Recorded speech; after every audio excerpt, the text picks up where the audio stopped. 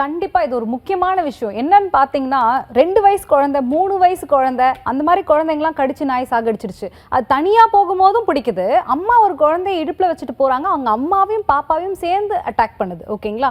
இது தாண்டி ஸ்கூலுக்கு போற பிள்ளைங்க நிறைய பேர் இப்ப ரீசெண்டா நியூஸ் ஓபன் பண்ணீங்கனாலே வாரத்துக்கு ஒரு 2 இந்த மாதிரி வந்துருது.